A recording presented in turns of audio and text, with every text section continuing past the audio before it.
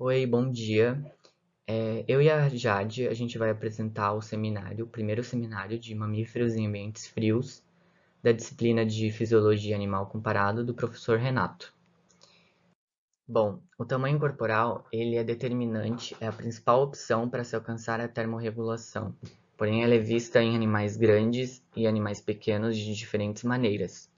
Em animais grandes, como a rena, a sua razão superfície e volume ela é favorável para o controle da termorregulação, porque eles perdem muito menos calor para o ambiente e eles também retêm muito mais energia para se manter a sua temperatura corporal. Porém, eles possuem limitações comportamentais e também eles possuem poucas opções de microhabitats protetores para poder habitar durante o inverno.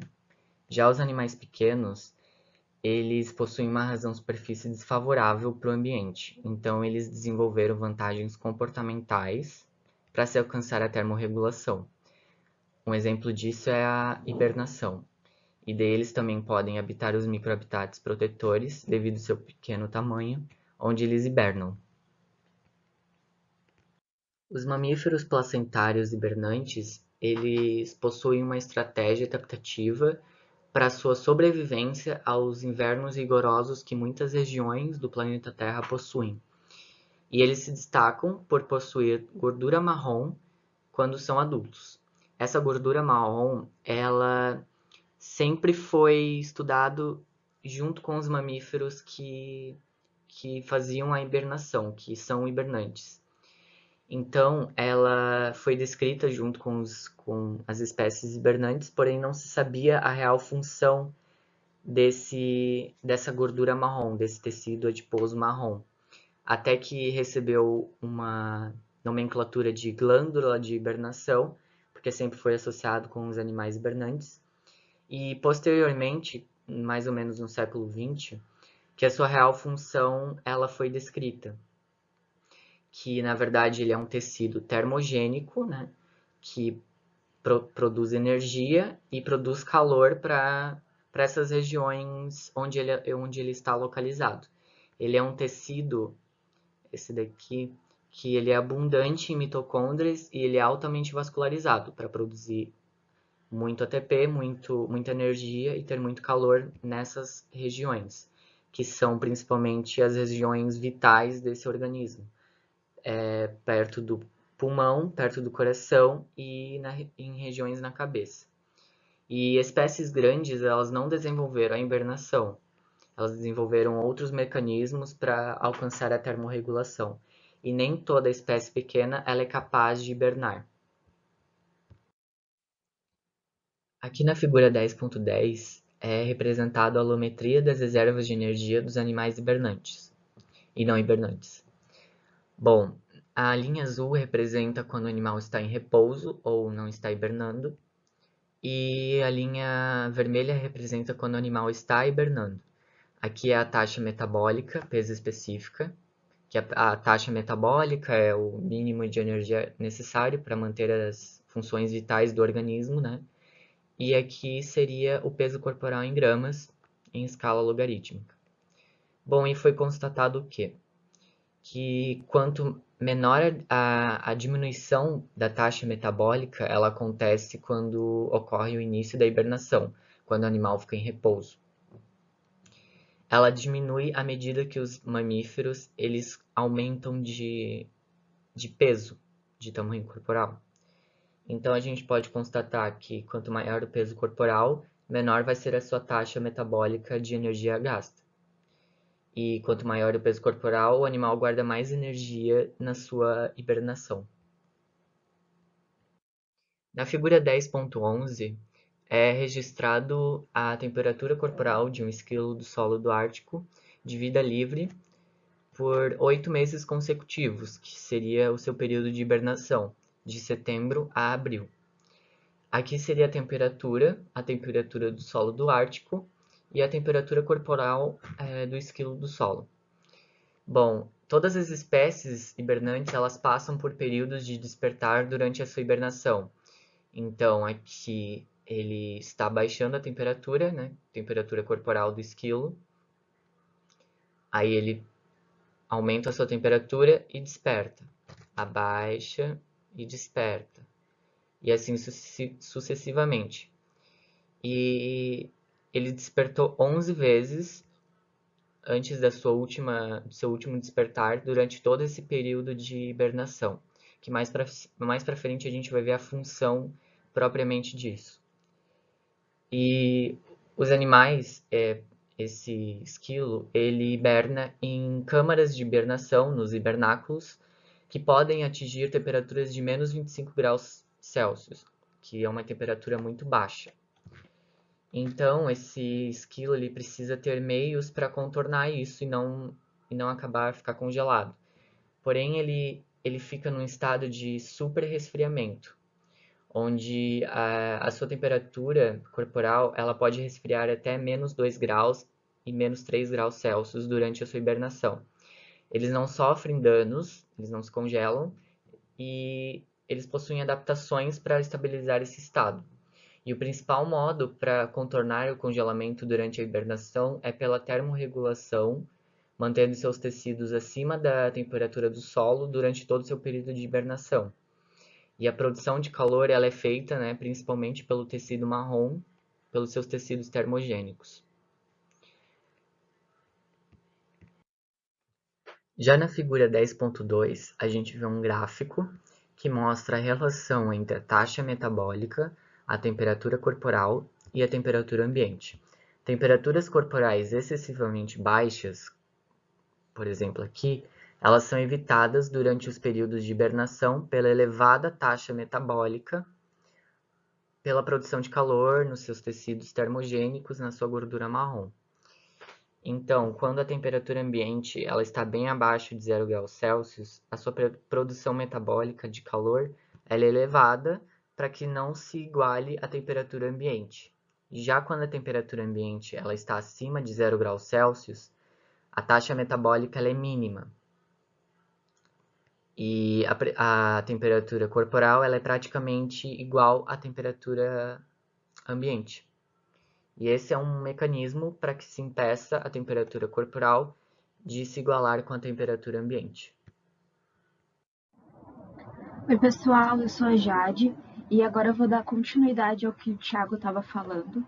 E assim, no geral, a composição dos alimentos que os animais ingerem, ela é mais significativa do que a quantidade. Isso também se aplica aos tipos de lipídios consumidos antes da hibernação, e eles afetam diretamente essa dinâmica da hibernação. E além da gordura marrom, os hibernantes eles costumam acumular grandes estoques de tecido adiposo branco, né, com a aproximação do inverno. Esse tecido adiposo branco, ele não é um tecido termogênico como o tecido adiposo marrom, ele é um tecido de armazenamento. E à medida que o animal engorda, ele é utilizado para suprir as necessidades metabólicas. E essa engorda do animal, ela requer um tempo, né? Geralmente são vários meses. Em alguns animais, esse processo é fotoperiódico, ou seja, a diminuição no dia serve como um sinal, né, que a chegada do inverno está próxima e que esse animal precisa iniciar esse processo de engorda. Em outros animais, esse processo ele é endogenamente programado, ou seja, eles não precisam de um sinal para saber o que fazer, já está ali no corpo dele. A gente tem alguns exemplos, tá? Como os esquilos do solo de Monte Dourado, que engordam em um ciclo anual, mesmo sem informações sobre a estação do ano no ambiente externo, pois tanto a sua engorda quanto a hibernação estão sob controle do relógio biológico circadiano. E assim, os lipídios estocados nos hibernantes e outros mamíferos, eles refletem na sua composição os tipos de ácidos graxos presentes nos alimentos que os animais comem durante a engorda. Ou seja, como a gente já estudou em algumas outras disciplinas, cada molécula de triglicerídeo é formada por 3 ácidos graxos, e eles estão em 3 categorias químicas, que são os saturados, monoinsaturados e poliinsaturados. Mas como é que isso afeta, né, a dinâmica da hibernação dos animais? Bom, os bioquímicos eles postularam, né, que os estoques de gordura desses animais eles devem estar em estado líquido para poderem ser metabolizados. Então, se o animal manter uma dieta ali rica em saturados durante a hibernação, por conta da temperatura baixa, essa gordura saturada ela iria se solidificar e a metabolização ela seria menos proveitosa. Então, a hipótese, né, eles formularam também essa hipótese de que os animais hibernantes hibernam de maneira mais eficiente se possuem a dieta rica em monoinsaturados e poliinsaturados, não insaturados. E isso ocorre porque elas tendem a ficar líquidas, tornando esse processo, né, mais fácil de ser metabolizado, né, tornando a gordura mais fácil de ser metabolizada. E, embora essa não seja a única razão, ela é um passo para entender como a dieta dos animais ela influencia diretamente na hibernação. E durante a hibernação, os animais eles despertam periodicamente. E a gente sabe hoje que esse despertar periódico ele reduz significativamente as economias de energia da hibernação. E segundo os cálculos de Lawrence Wang, para os esquilos do solo de Richardson, suponhamos, tá, que um esquilo do solo use 12 unidades de energia. E dessas 12 unidades que ele usa, 10 são gastas nos seus despertares periódicos. E assim, né, se os animais não despertassem periodicamente, simplesmente permanecessem em uma hibernação contínua, os seus gastos de energia seriam de 2 unidades dos esquilos, né? E apresentando esse número em uma visão um pouco diferente, de toda a energia que esses esquilos usam durante a estação de hibernação, mais de 80% é usada para os despertares periódicos. Então, é um valor aí bem significativo, realmente, bem grande. Então, assim, esse padrão ele se repete com outras espécies. As marmotas alpinas, por exemplo, elas colhem grandes recompensas de energia entrando em hibernação em cada inverno. No entanto, quase 2/3 dos seus gastos de energia durante os seus períodos de hibernação são para os despertares. E os seus gastos de energia no inverno eles seriam apenas 1/3 se ela não passasse por esses períodos. Mas qual seria, né, na verdade, a função desse despertar? Inicialmente, os pesquisadores pensaram que a ureia se acumulava durante a hibernação, e assim os animais precisavam acordar para urinar. Porém, quando eles testaram essa hipótese com os esquilos do solo de manto dourado, eles perceberam que o despertar ele não tem relação nenhuma com o volume da urina. Pelo contrário, quando os animais estão hibernando, a quantidade de urina, na verdade, ela é muito baixa.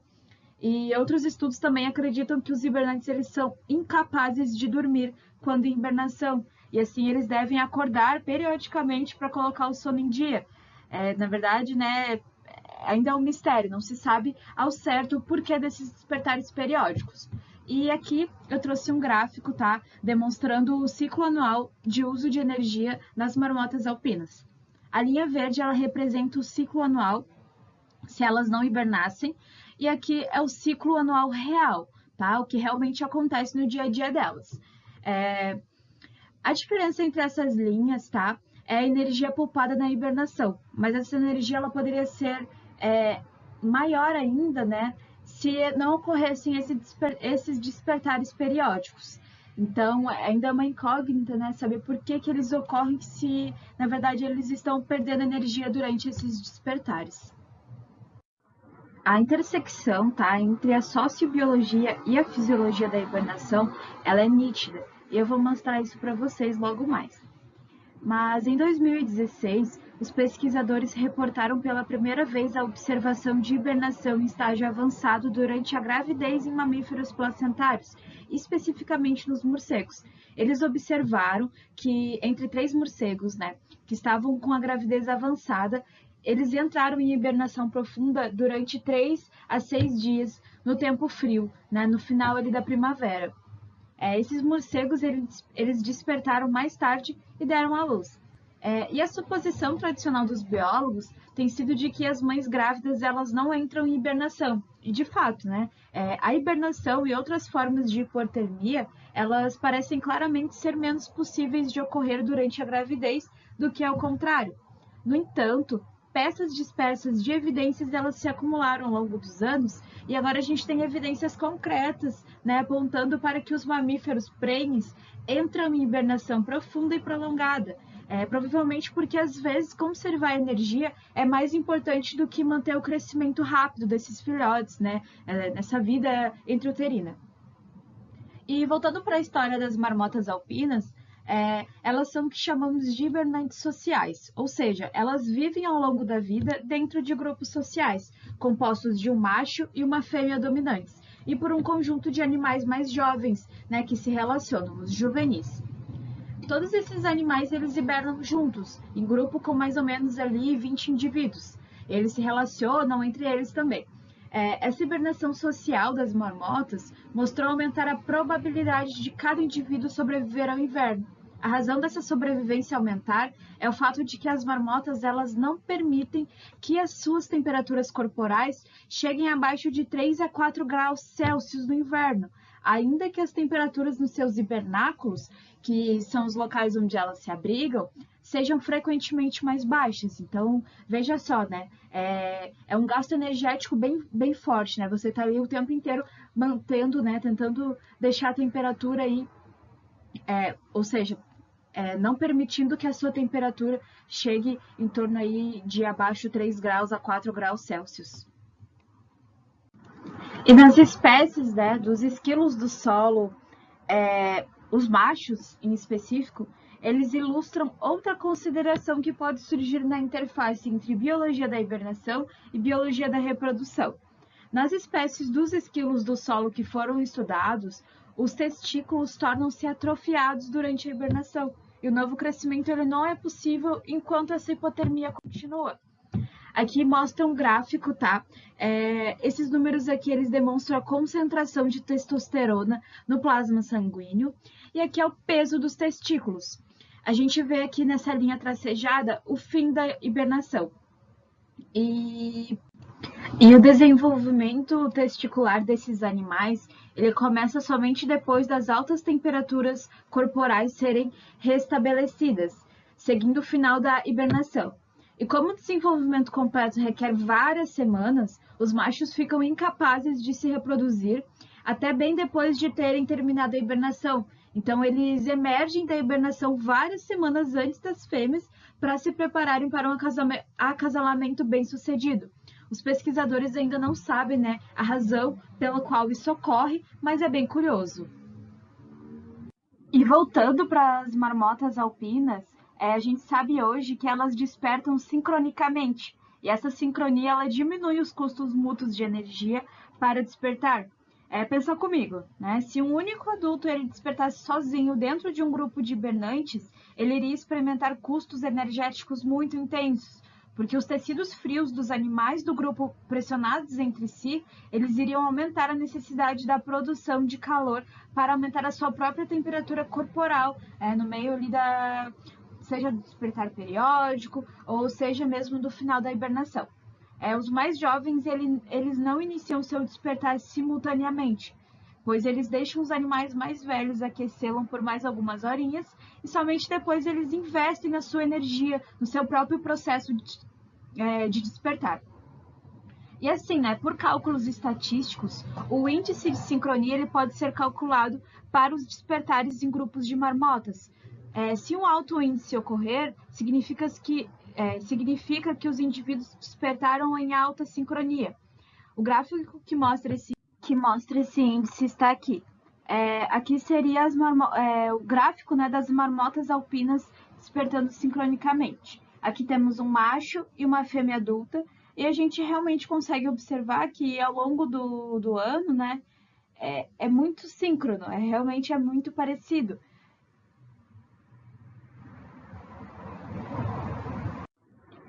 Segue aqui o gráfico do índice de sincronia entre os despertares, tá? Que mostra aí a perda de peso durante a hibernação em função da sincronia despertar em grupos hibernantes de marmotas alpinas.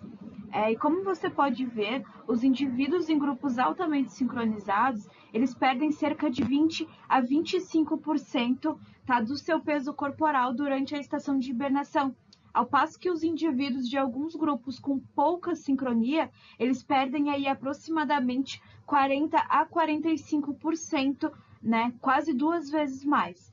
Então, como a perda é relativamente grande, né, de peso corporal, isso diminui a probabilidade de sobrevivência do animal. E essa análise ela revela que a sincronia durante os períodos de despertar, ela tem consequências muito importantes para a sobrevivência. E durante algumas análises posteriores, né, de dados disponíveis, elas também revelaram que a presença de juvenis é muito importante para determinar a dinâmica do grupo de hibernação, pois quando eles estão no grupo, tem mais chance de sobreviver do que quando eles estão sozinhos.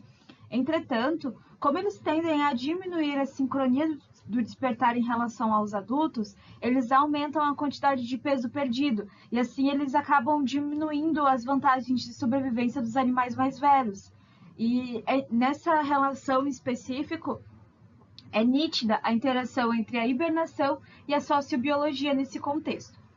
E assim, para um indivíduo adulto sobreviver no inverno, ele precisa evitar todo o contato com os juvenis durante a hibernação. Isso para eles seria uma vantagem. Porém, eles precisam, né, dos juvenis para passar os genes para as próximas gerações, mesmo eles sabendo que quando se associam com os juvenis na hibernação, suas próprias vantagens de sobrevivência elas diminuem. E eu trouxe aqui uma imagem, né? Esse slide aí, na verdade, para ficar um pouco mais fácil a visualização do que eu expliquei. Que onde para o indivíduo adulto sobreviver no inverno, ele vai precisar evitar todo o contato com os juvenis durante a hibernação. Isso para ele realmente seria uma vantagem. Mas para o indivíduo adulto, o contato com os juvenis ele diminuiria suas chances de sobrevivência por conta do peso corporal. E para um indivíduo juvenil sobreviver no inverno, ter contato com os adultos durante a hibernação seria ótimo, seria uma vantagem. Mas para o indivíduo juvenil, não contato com os adultos diminuiria bastante as chances de sobrevivência, né? Simplesmente aí por conta da temperatura corporal. E muito obrigada pela atenção.